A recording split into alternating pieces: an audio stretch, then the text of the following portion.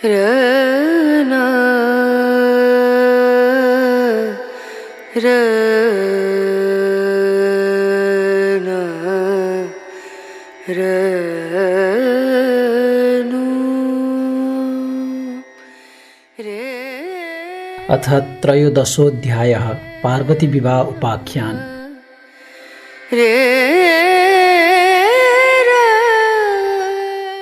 कुमारजी आज्ञा गर्नुहुन्छ हे अगस्त्य मुनि। त्यसपछि पौष शुक्ल पूर्णिमाको दिन आयो र पार्वतीले श्री विष्णुको उपदेश अनुसार सखी समेत भई हात खुट्टाका नङ काटी स्नान गरी पवित्र भई एक भक्त रही एक चित्त गरी नित्य मध्याह्न कालमा श्री महादेवको पूजा गर्न लागिन्। महिना दिन पूरा भयो र माघ शुक्ल पूर्णिमाको दिन सम्पूर्ण सामग्री तयार गरी श्री स्वस्थानी परमेश्वरीको विधिपूर्वक पूजा ध्यान जप र स्तोत्र पाठ गरिन्। देवराज इन्द्रले त्यो समाचार पाएर देवताहरूसित भने, हे देवता हो, अब पापिष्ठ तारकासुरको नाश हुने समय आयो, किनकि हिमालय पर्वतकी पुत्री पार्वतीले महादेव स्वामी पाएपछि उनका गर्भबाट पुत्र जन्मनेछन्।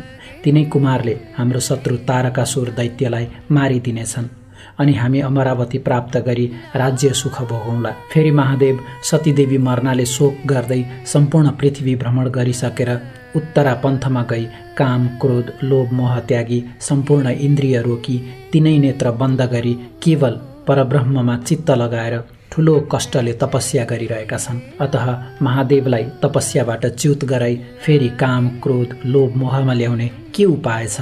यति सूरराजले भनेको सुनि देवताहरूले भने, हे देवेन्द्र, यो काम गर्न कामदेव बाहेक अरू कसैले सक्दैन। अतः कामदेव गई महादेवको हृदयमा काम बाण प्रहार गरेर आउन्। यति देवताहरूको कथन सुनि देवेन्द्रले स्वीकार गरी कामदेवलाई डाक्न तुरुन्त वायुलाई पठाए।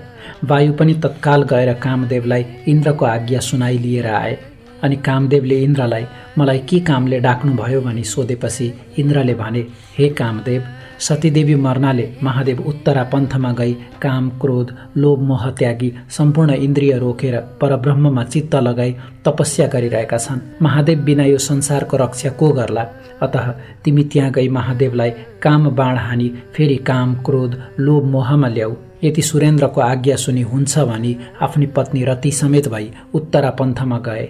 हे अगस्त्य मुनि, कामदेव त्यहाँ पुगेर पहिले शिवलाई साष्टाङ्ग दण्डवत गरी सूर्यराजको आज्ञाले काम बाण कानसम्म खैँची मर्मस्थान ताकेर प्रहार गरे। अनि महादेवले थाहा पाएर क्रोधित भई सहसा आँखा उगारेर हेर्ना साथ तीनै नेत्रबाट अग्निका ज्वाला निस्की कामदेवलाई भस्म पारिदियो। तब कामदेवकी स्त्री रतिले आफ्ना स्वामी भस्म भएको देखि अनेक प्रकारले शोक गर्दै शिवजीका पाउमा परेर बिन्ती गरिन्,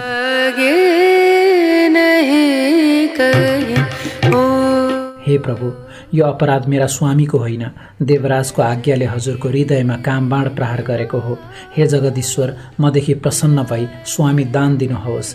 हे शम्भो, हजुर दुष्ट जनको संहार र साधुजनको रक्षा गर्ने यस्तो हजुरलाई कोटी कोटी नमस्कार। हजुरको स्तुति गर्न शेषनाग र सरस्वतीले पनि सक्दैनन् भने म जस्तीले कसरी सक्नेछु? हे भक्तवत्सल, मलाई विधवा नतुल्याई मेरा स्वामीको जीवन दान दिएर मलाई सन्तुष्ट पार्नुहोस्।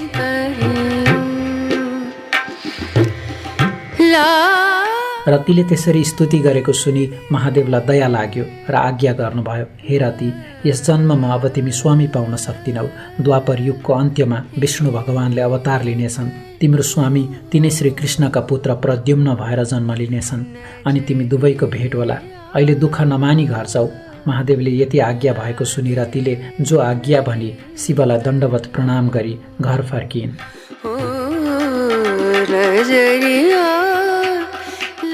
त्यसपछि महादेवले सतीदेवीलाई सम्झी कहाँ जन्म लिइन् भनी ध्यान दृष्टिले विचार गर्दा हिमालय पर्वतकी पुत्री पार्वती भएर जन्मी श्री महादेव स्वामी पाऊँ भनी नाना तीर्थ व्रत तप जप आदि गरेको र विष्णुको उपदेशले श्री स्वस्थानी परमेश्वरीको व्रत गर्न लागेको थाहा पाएर अब तिनको चरित्र हेर्दछु भनी देवेन्द्रको रूप धारण गरी हातमा वज्र लिई ऐरावत हात्तीमा चढेर पार्वतीले व्रत गरेको स्थानमा पुग्नुभयो।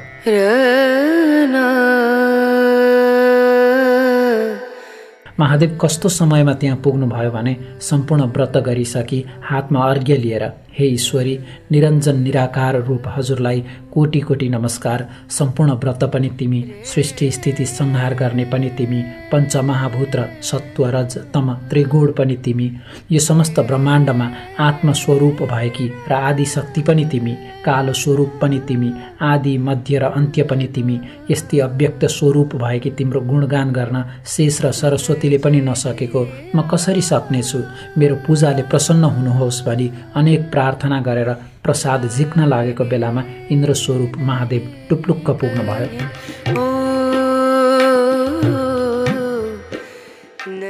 तब पार्वतीले देखेर यथायोग्य सत्कार गरी, हे देवराज, के कामले आउनुभयो, आज्ञा होस् भनिन् र इन्द्र स्वरूप महादेव आज्ञा गर्नुहुन्छ।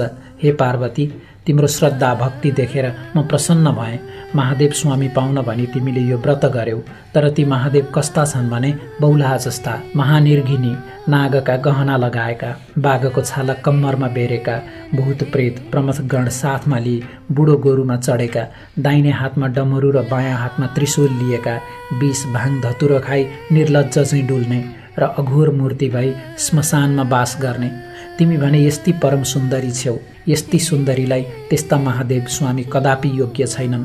म सम्पूर्ण देवताको राजा हुँ, बरु मलाई स्वामी तुल्याई स्वर्गकी रानी बनेर अलभ्य सुख भोग गर। यति इन्द्र स्वरूप महादेवले आज्ञा भएको सुनि पार्वती रिसले चुर भई भन्न लागिन्, हे पापिष्ठ इन्द्र, मैले यस्तो श्री स्वस्थानी परमेश्वरीको व्रत गरेको स्थानमा आएर महादेवको निन्दा गर्यो, म यो सहन सक्दिनँ, अब म तिमीलाई श्राप दिन्छु भनी श्राप दिन तयार भइन्।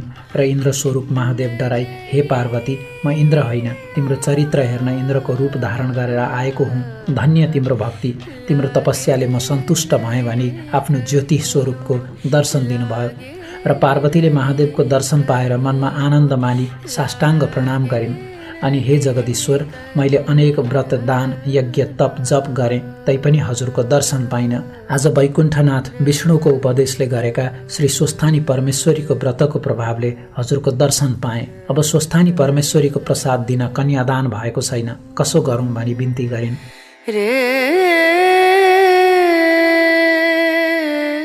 अनि महादेव प्रसन्न भई पार्वती कन्यादान लिन हिमालय पर्वतका घर जानुभयो। हिमालय पर्वतले महादेव आउनु भएको देखि आफ्नी पुत्रीले महादेव स्वामी पाउन लागि भनी बडो हर्ष मानी आफ्नी स्त्री मेनकासित भने, हे स्त्री, हामी धन्य रहेछौँ, पार्वती कन्यादान लिन स्वयं महादेव आउनुभयो, अब कन्यादानको सामग्री तयार पार भनी हराए। अनि वशिष्ठ आदि ऋषि ज्योतिषीहरूलाई डाकी लग्न विचार गरेर अक्षय तृतीयाका दिन लग्न ठहराई सम्पूर्ण देवता ऋषि यक्ष गन्धर्व किन्नर दैत्य नाग अप्सरा उपस्थित भई यज्ञमा बसे। ब्रह्माजी यज्ञ गराउन लागे, अन्य ब्राह्मणहरू वेद पाठ गर्न लागे, अप्सराहरू नाचगानमा लागे। देवकन्या, यक्षकन्या, नागकन्या, दैत्यकन्या आदि नाना वस्त्र अलङ्कार पहिरी ऊभन्दा ऊ राम्री पनि पार्वती कन्यादान दिएको हेर्न लागेका थिए।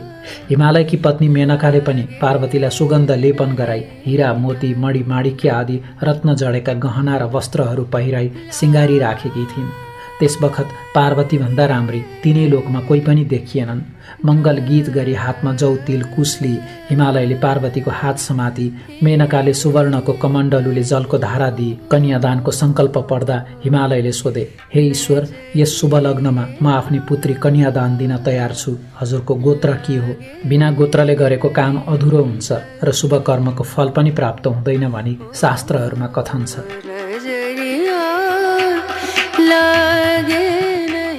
हिमालयको यस्तो वचन सुनि महादेवले केही पनि उत्तर दिन नसकेर लाज मानी अधोमुख गरिरहनुभयो। हिमालयले पनि पार्वतीको हात समाती महादेवको मुखमा हेरिरहे। विष्णु प्रवृत्ति समस्त देवता यक्ष किन्नर गन्धर्व दैत्य नाग आदि कसैले पनि यो त्यसै हो भन्न सकेनन्।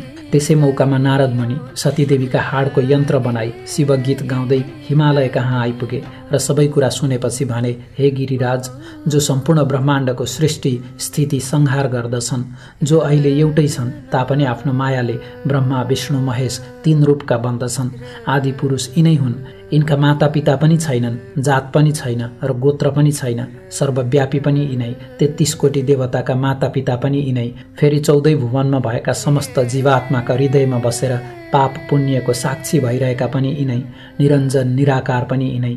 यस्ता ईश्वरको महिमा वर्णन गर्न हजार जिब्रा भएका शेषनाग र सरस्वतीले पनि नसकेको म कसरी सकौँला? अतः शङ्का नमानी जगदीश्वर महादेवलाई पार्वती कन्यादान देऊ।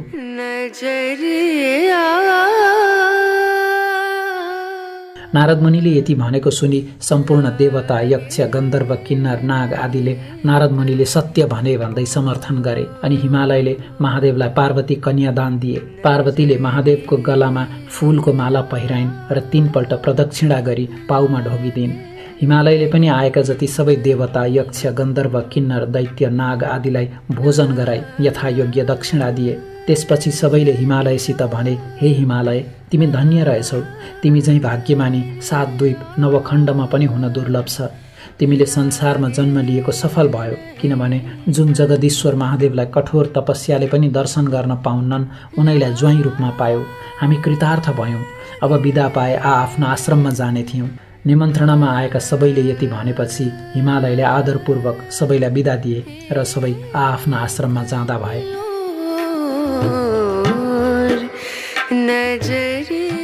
इति श्री स्कन्द पुराणे केदारखण्डे माघ महात्म्ये कुमार अगस्त्य संवादे श्री स्वस्थानी परमेश्वर्यां व्रतकथायां पार्वती विवाह वर्णनं नाम 13 अध्यायः।